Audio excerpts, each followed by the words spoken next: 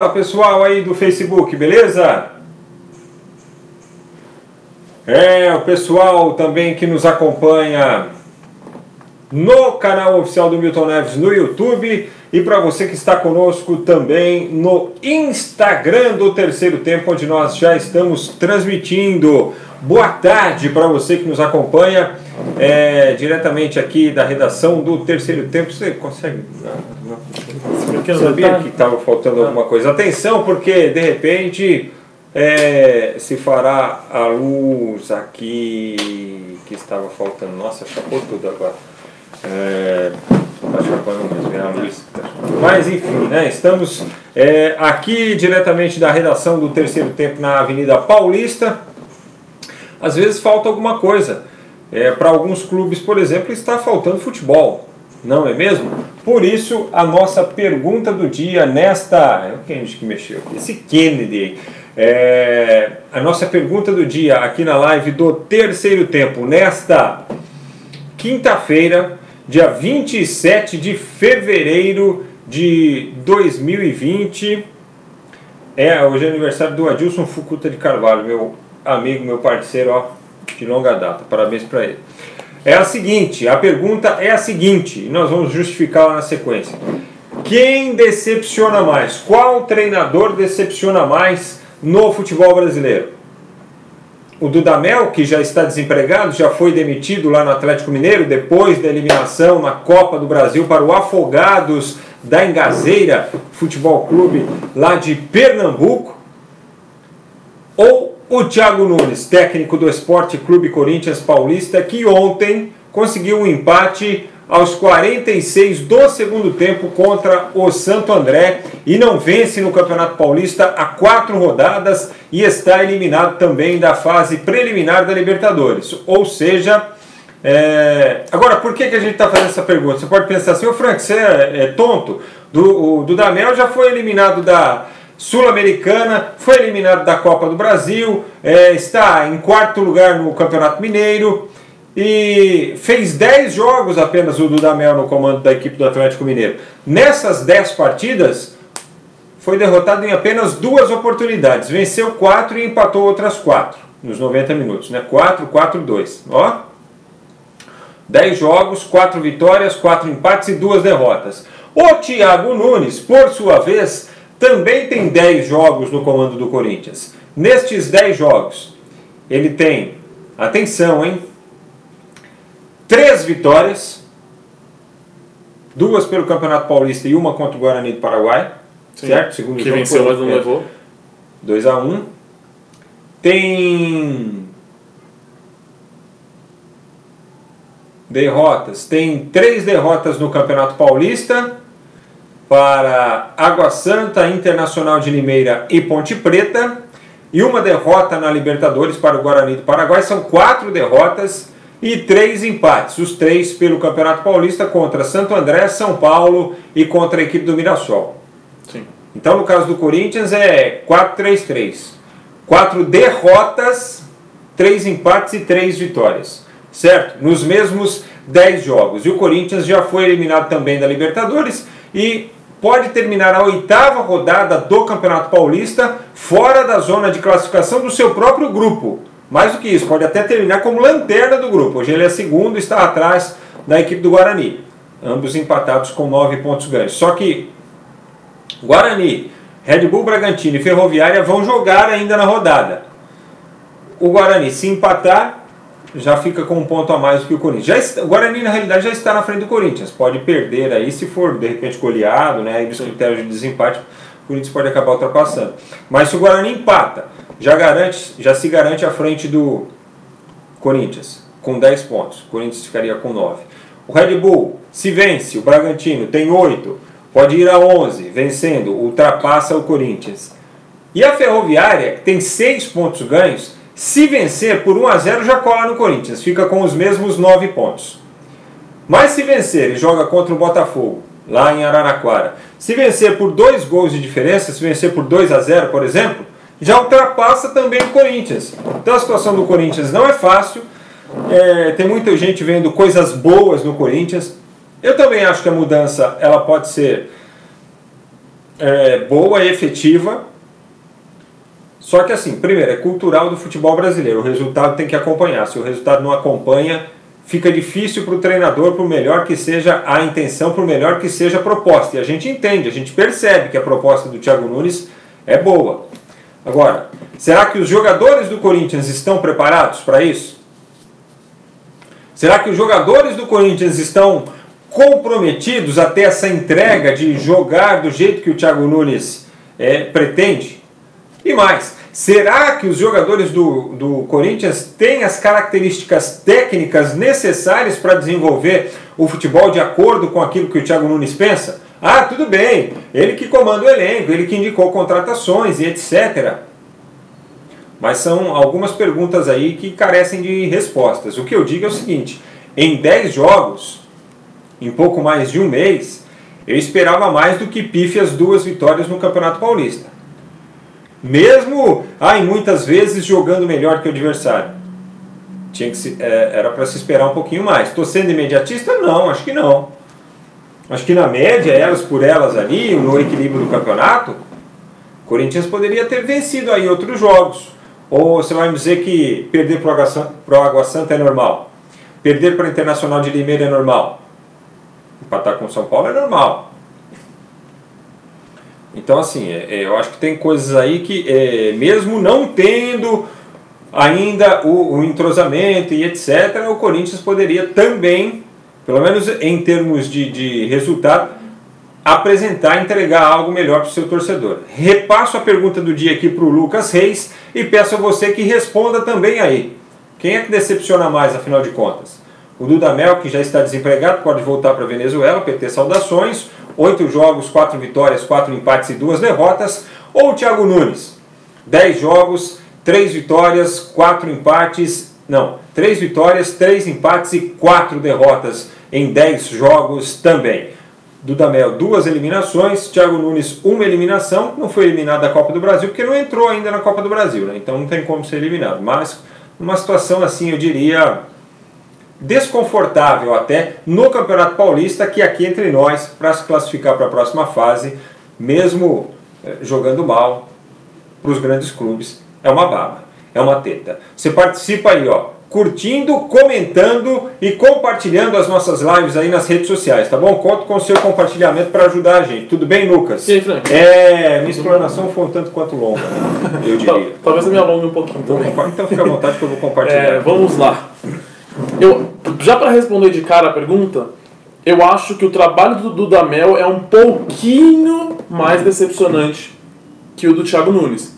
Não quer dizer que o do Thiago Nunes esteja às mil maravilhas, não. Mas eu acho que o do Dudamel é um pouquinho mais decepcionante e eu explico por quê. Primeiro, na minha visão, o Dudamel enfrentou adversários mais fracos que o Thiago Nunes. No Campeonato Mineiro, é óbvio que o Campeonato Paulista é o estadual mais forte do país.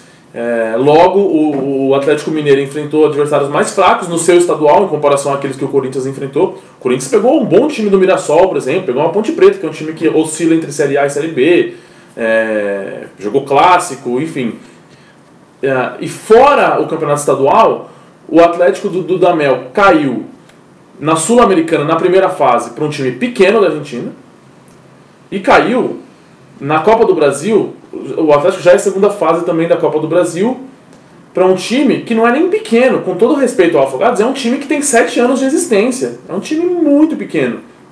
Então é muito, muito, muito, muito, muito decepcionante o que aconteceu com o Galo nesse início de temporada, e mais do que decepcionante, na minha visão, é preocupante o que tem acontecido com o Atlético Mineiro, porque o Atlético Mineiro não tem uma estrutura financeira tão bem, tão robusta, então não é um time que vai investir muito ao longo do ano. Iria inclusive fazer uma loucura contratar o Soteldo a pedido do próprio Dudamel. O negócio acabou não se concretizando. Começa cambaleando desse jeito, demite o treinador com 10 jogos, 1 mês e meio de trabalho, enfim, a perspectiva acaba se tornando terrível para o resto do ano. Claro, pode vir um treinador aí fazer um belíssimo trabalho e mudar esse cenário, mas a perspectiva fica assustadora para o torcedor do Galo para o restante da temporada. Por sua vez, o trabalho do Corinthians é decepcionante, sim, especialmente pelos resultados. Eu acho que o Thiago Nunes tem uma vantagem em relação ao Dudamel, que é, em algum momento da temporada, o futebol do Corinthians foi bom. O do Atlético Mineiro, não. O Corinthians teve bons momentos ao longo dos jogos oficiais. Não vou nem falar da Florida Cup, porque, enfim, aí são outros 500. Mas nos jogos oficiais, o Corinthians teve alguns lapsos positivos. Uma boa parte do jogo contra o Guarani do Paraguai. Aliás, nos 2 jogos do Guarani do Paraguai, o Corinthians teve bons momentos. O jogo de São Paulo, o Corinthians teve bons momentos. O jogo contra o Botafogo de Ribeirão, tudo bem, o Botafogo não é parâmetro, mas teve bons momentos, enfim. Foram alguns raios de luz. No caso do Atlético, não. Você é a luz. Exatamente. Então, acho que o Thiago Nunes fica um pouquinho em vantagem. Em termos de resultado, o Thiago Nunes tem 40% de aproveitamento em 10 jogos. É muito pouco, assim. Não é? E o Corinthians não é um time que não gastou nada. O Corinthians é um time que investiu para a temporada, contratou jogadores razoavelmente pesados, contratou o Luan, contratou o Cantillo, enfim, o time foi reforçado. Pesados? Entendi. No sentido de contratação de peso, assim, contratação importante. Então tem que ser melhor. O próprio Thiago Nunes admite que não está bom e que precisa melhorar o desempenho e o resultado. E seguindo esse caminho, a situação vai se tornar insustentável. E eu acho que o Andrés vai segurar o Thiago Nunes o máximo que puder. Mas quando eu digo insustentável, é o clima com a torcida, é a relação ali de resultado e desempenho diante da torcida. A cobrança vai ser cada vez maior, até de parte da imprensa. Então, não é que o trabalho do Thiago Nunes não é decepcionante. É decepcionante sim, mas na minha visão o trabalho do Rafael Dudamel é ainda mais decepcionante. Os dois decepcionam, né, na realidade. O Dudamel decepcionou assim pra valer. Ele foi, não que ele seja ó concura, assim, mas foi demais, né? Acho que nem o mais pessimista dos torcedores do Galo imaginariam 2 eliminações e jogos fracos como o Atlético Os 2 jogos fez. Sob o comando do Dudamel. E caíram lá no Atlético também o Marques, que era o diretor de futebol, o ex-atacante, e o Rui Costa, que imagino eu, tenham sido responsabilizados pelo presidente Sete Câmara pela contratação do Dudamel. Sim. E vou justificar isso. O Rui Costa ele é um adepto do futebol sul-americano, ele gosta muito do futebol sul-americano. Ele estuda, observa essas variações todas assim do futebol sul-americano há tempos, desde os tempos de Grêmio. Para você ter uma ideia de como o Rui valoriza o futebol sul-americano, foi do Rui Costa a proposta em 2012, se eu não estiver enganado, 2012, 2013, para que nós aumentássemos aqui no Brasil o limite de estrangeiros atuando em cada equipe. Era um limite de 3 estrangeiros e 3 assim no total, né?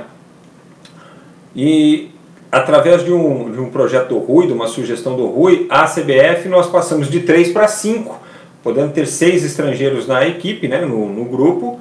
Você pode ter mais, mas você só pode relacionar 6. E 5 em campo. Isso foi uma proposta, um projeto do Rui Costa lá atrás no futebol brasileiro. Então, creio eu que tenha sido o Rui o mentor da chegada do Dudamel. E aí, como o Dudamel foi uma porcaria, ele dançou junto. Sim. Não, e assim, tem uma questão importante que é o Atlético caiu para 2 times muito pequenos diante da história dele. Então o Atlético, não é que ele era favorito nos duelos em que ele foi eliminado na Sul-Americana e na Copa do Brasil. Ele era muito favorito. Muito, então isso pesa demais contra o treinador. Uma amostragem, é um espaço de tempo muito pequeno para você fazer uma análise mais completa assim, do trabalho dele, da capacidade dele ou não.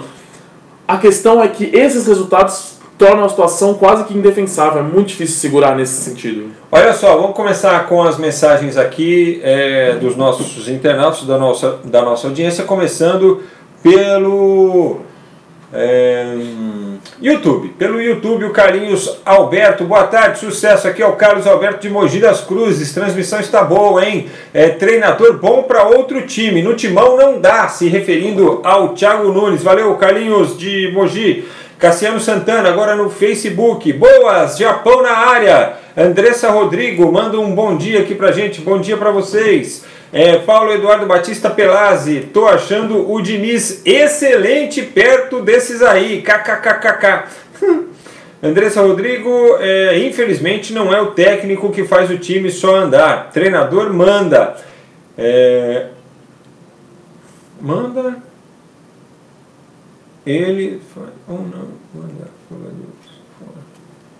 cultura do Brasil e essa tudo isso tá meio complicado aqui, viu? Não sei se Joelson Augusto, na verdade quem está decepcionando são os jogadores, não os treinadores. Sou flamenguista, mas os treinadores não têm culpa do time não estar rendendo dentro de campo. Todos estão ganhando dinheiro com a cara. Tá difícil hoje. O Léo Pivante, Dudamel foi decepcionante, compartilhando a live. Abraços, obrigado, Léo. Carlos Eduardo Oliveira, salve, salve, Frankfurt, muito boa tarde, mas acredito que o Thiago foi muito precipitado em ir para o Timão. Poderia ter ficado aqui no Atlético e se firmar mais ainda como um técnico vencedor. Não, eu acho que ele é bom jogador, eu acho que, assim, é bom jogador, é bom treinador, desculpa, eu acho que os jogadores talvez estejam demorando um pouquinho para assimilar e acho que nem todos têm as características que ele imaginou pudesse ter para adequar o futebol dele, porque lá no Atlético ele pegou o time do Fernando Diniz e deu jeito, mas assim, aí você fala, mas lá no Atlético não teve cobrança, foi crescendo aos poucos, foi melhorando, mas deu trabalho para todo mundo, né, Cadu? Aqui no Instagram, um abraço para o Leandro Paiva, para o Marcelo Lino, para o Jadson José, ou José Jadson, o Rodrigão Ribas, grande abraço a todos, valeu. O Estênio Campos, aqui é Flamengo, entrou também, ó. Edu Martins, manda um abraço para Salto. Salto, será que é Salto aqui de Tu? Tá mandando um abraço aí para Salto pro Edu Martins e para toda a galera. André Crust está conosco, Williams, Brenda Williams, Adriano, Fabiano Almeida.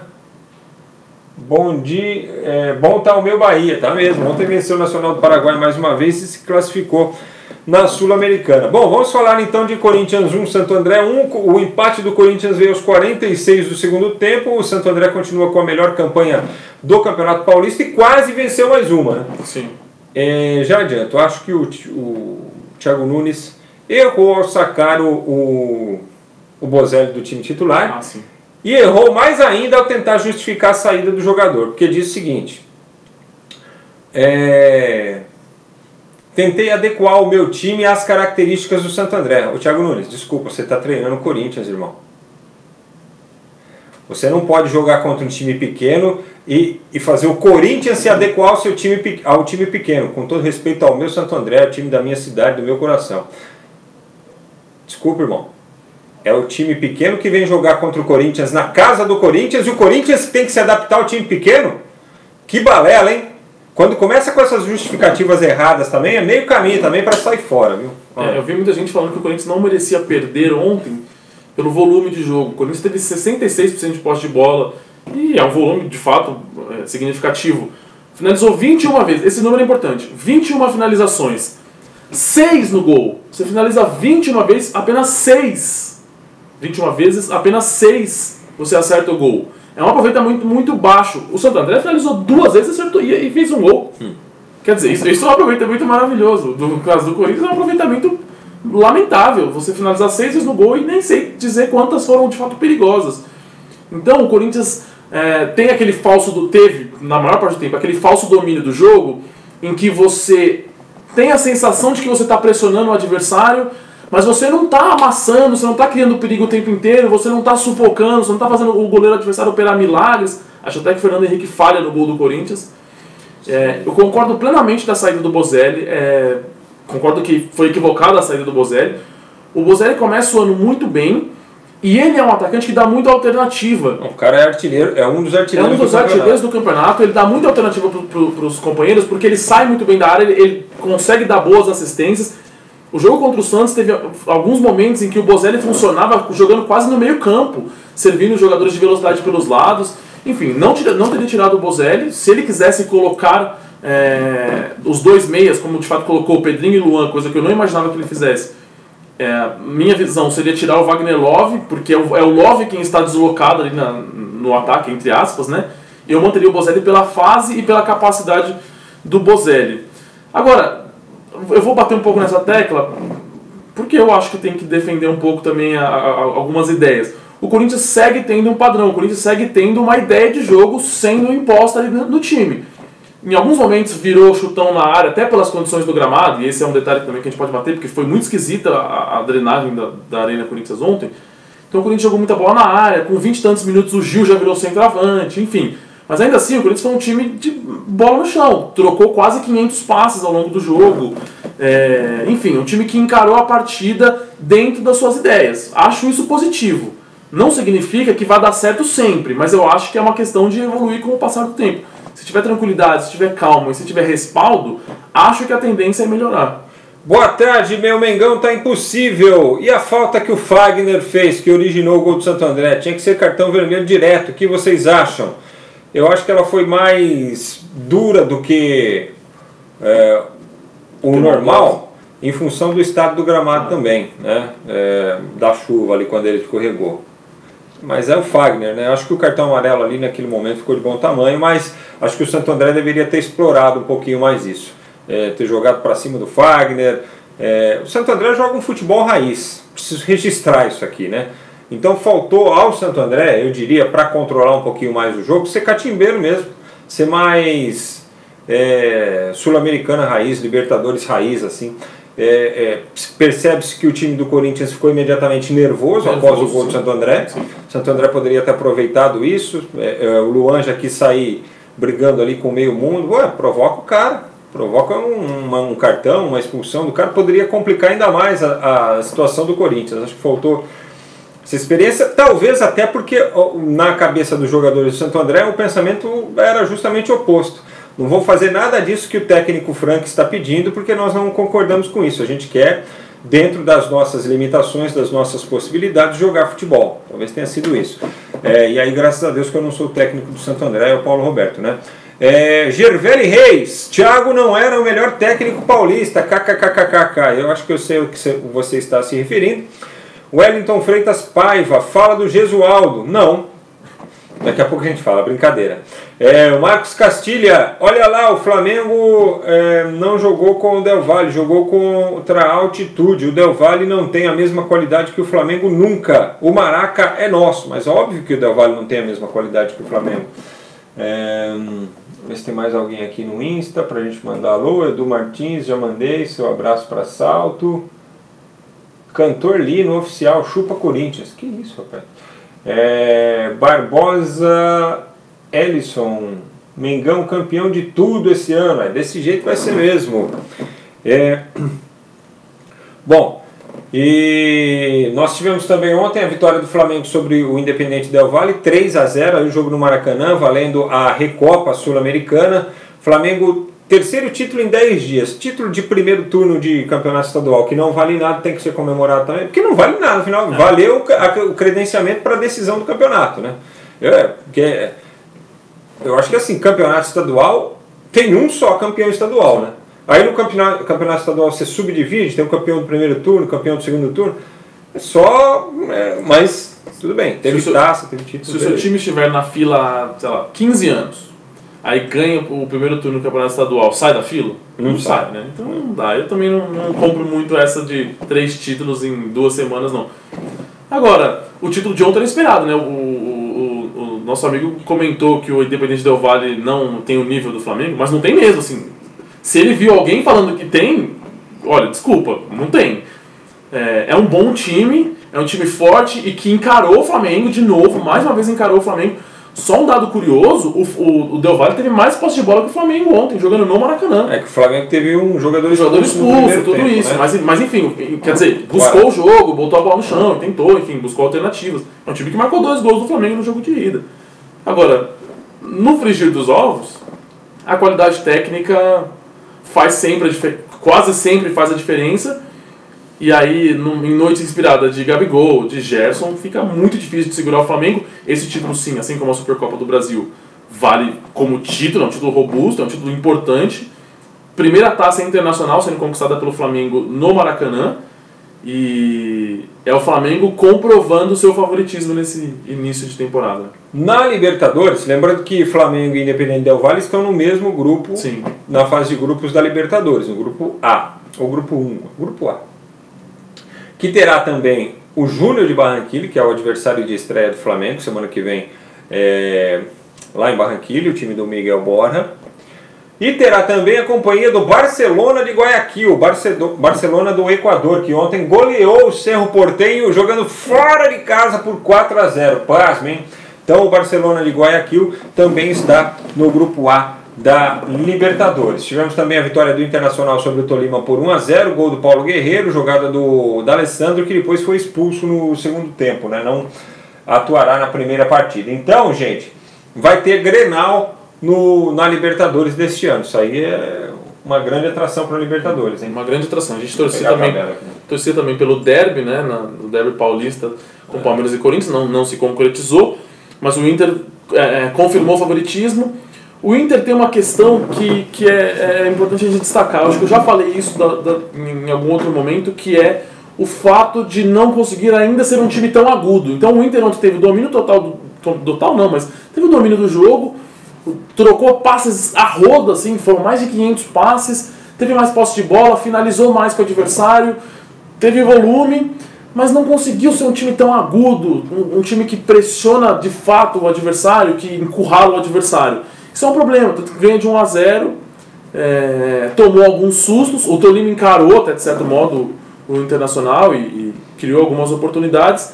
É uma questão a buscar essa evolução.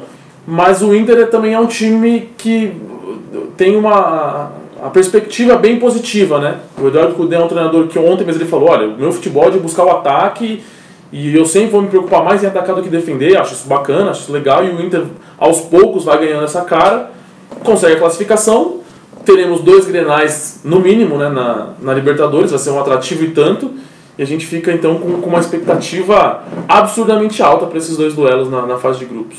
Bom, e já tem data para o primeiro Grenal, né? Para o segundo também, mas na segunda rodada da fase de grupos, no dia 12 de março, Grêmio e Internacional vão se enfrentar na Arena do Grêmio. As equipes estreiam na semana imediatamente anterior, ou seja, semana que vem já, né? O Inter jogando na terça contra a Universidade Católica no Beira-Rio, e o Grêmio jogando fora de casa contra o América de Cali na Colômbia. E aí nós vamos ter outro Grenal na quarta rodada, primeira do retorno, né?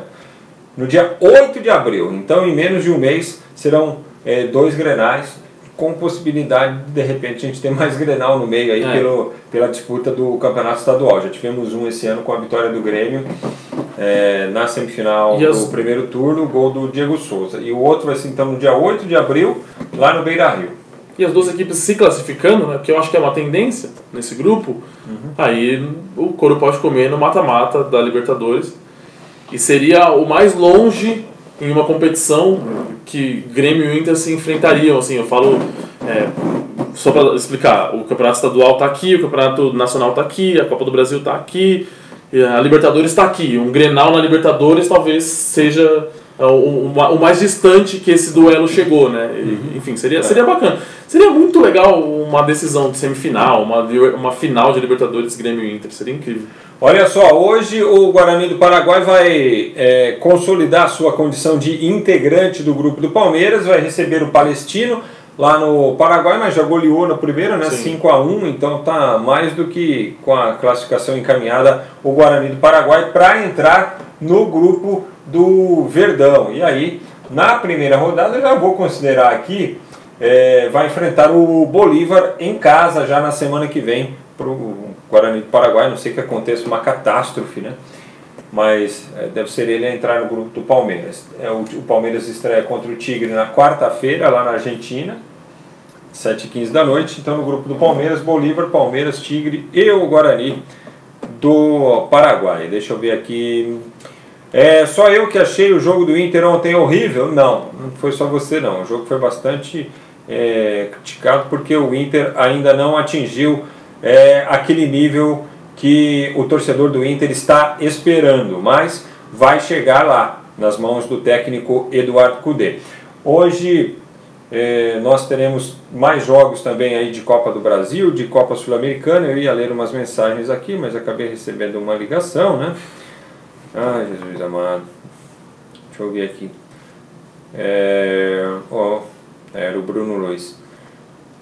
Só eu que achei o jogo do Inter ontem horrível. Jefferson Aparecido de Oliveira, bom dia, já está preparado para a festa junina? Tô brincando, achei mais legal. Foi o desenho feito de canetinha no braço do Lucas. Tô zoando, assista a live todo dia. Abraço para vocês. Tá demais, hein, meu garoto? Que faz, hein? Alfinetou os dois numa tacada só. Jefferson Aparecido. Isso aqui eu vou te falar, viu? Bruno Luz, sou gremista, os dois times estão em má fase, não jogam bom futebol, o Grêmio muito lento, o Inter todo bagunçado. Mas nas competições eles acabam se sobressaindo, né? Vamos ver o que mais nós tivemos na terça-feira do futebol. Pela Sul-Americana, a vitória do Bahia sobre o Nacional do Paraguai por 3-1. O Bahia classificado para a próxima fase. Na Copa do Brasil, 15 e Juventude empataram por 1-1. Na disputa de pênaltis deu Juventude. O Paraná venceu o Bahia de Feira por 3-2. Jogo de uma virada sensacional.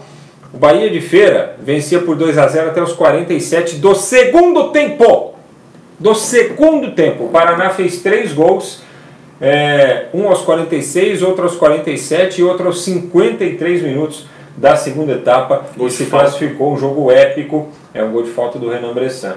A Ferroviária goleou o Águia Negra por 6-2, avançou também. River e América do Rio Grande do Norte empataram por 1-1, né? O América de Natal. Nos pênaltis deu o Mecão 4-3 para cima da equipe do Piauí. O Fluminense levou um susto, com 11 minutos perdia por 2-0 para o Motoclube, mas acabou virando por 4-2. 2 gols do Nenê, que deu ainda uma assistência para o Nino, e o Marcos Paulo ainda fez o quarto, final 4-2 para a equipe do Fluminense. E é claro, a decepção, a eliminação do Atlético Mineiro, depois de empatar por 2-2 com o Afogados, e aí a eliminação nos pênaltis, vitória da equipe pernambucana por 7-6. O Galo não só perdeu a classificação, foi eliminado, como perdeu também o seu treinador, comissão técnica e diretoria de futebol. Será que vem mudança radical aí no Galo? Pelo jeito sim, né? São poucas as opções no mercado também. O Galo já demorou para conseguir um treinador no início do ano, tentou o Sampaoli, né? Depois acabou acordando com o Rafael Dudamel. O problema é justamente esse, sai todo mundo do departamento de futebol, né? Quer dizer, você jogou 2 meses no lixo. E vai ter que chegar um treinador novo, com um preparador novo, com um auxiliar novo, com não sei o que novo, com um dirigente novo, com um gerente novo. Enfim, o trabalho começa quase do zero, é complicado, não tem muito como argumentar. O Atlético sofreu contra o Afogados e perdeu nos pênaltis, é incompetência pura, e vai ter que patinar agora para tentar sair do limbo e sonhar com algo minimamente positivo no Campeonato Brasileiro, porque todo o resto, quer dizer, o estadual não conta, mas todo o resto já foi embora. Bom, hoje tem o Fortaleza na Copa Sul-Americana, perdeu a primeira para o Independente por 1-0, mas hoje o jogo é lá em Fortaleza, na capital cearense, 9h30 da noite. Acho que dá pro Fortaleza, hein? Na Copa do Brasil tem o Zequinha contra a Chapecoense, São José e Chapecoense lá no Rio Grande do Sul, e Ponte Preta e Vila Nova se enfrentando em Campinas. Aí é o seguinte, deste enfrentamento, Ponte e Vila sai o adversário do Afogados de Pernambuco. Beleza? É isso aí, gente. Amanhã, sexta-feira, a gente volta para falar dos jogos do fim de semana nos campeonatos estaduais. Tem clássico. E com as novidades aí do futebol, né? Falando bastante do clássico entre Santos e Palmeiras, que ocorre no sábado à tarde no estádio do Pacaembu. Valeu! Obrigado, Lucas. Valeu, Fran. Até a próxima. Valeu, pessoal. Tchau. Tchau.